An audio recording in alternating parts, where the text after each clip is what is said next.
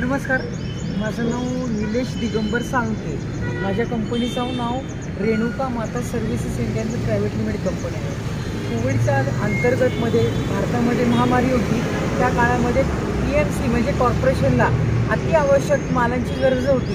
त्या काळामध्ये आयुक्तांनी सर्क्युलेशन काढलेलं होतं, कुठल्याही परिस्थितीमध्ये स्वच्छता अभियान स्वच्छता माल मटेरियल मागवण्यात यावे। तेव्हा कोथरूड बावधन क्षेत्रीय कार्यालय अंतर्गत संदीप कदम हे क्षेत्रीय अधिकारी होते, त्यांच्या हाताखाली DSI राम सोनवणे हे स्वतः होते।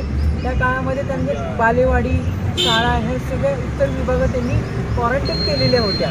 त्या क्वारंटाईन काळामध्ये त्यांनी नायडूकडे मागणी केली होती, पण त्यांना नायडूकडनं कुठलाही अद्याप माल नाही भेटला। त्यांनी बचत गटाकडे मागणी केली, बचत गटाकडेही मागणी नाही केली। त्यामुळे रेणुका माता सर्व्हिसेस इंडिया प्रायव्हेट लिमिटेड यांच्या हस्तगत त्यांनी माल मागवण्यात आला आणि तो पूर्णपणे सगळीकडे वापरण्यात आला।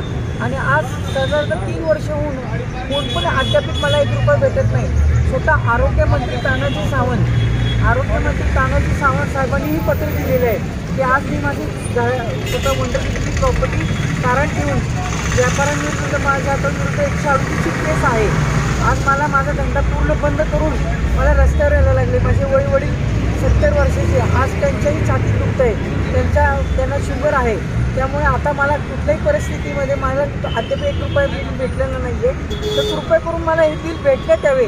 आणि आता मी विभागीय आयुक्त नरेंद्र मोदी साहेब, राष्ट्रपती एकनाथ शिंदे साहेब, देवेंद्र फडणवीस साहेब यांनाही मी हे दिले अर्ज दिलेला आहे, विभागीय आयुक्तांना दिलेलं आहे, कलेक्टर साहेबांना। आणि हे लोक म्हणतात विक्रम कुमार साहेब की 7 लाख रुपये घेऊन हा विषय मिटवून टाका।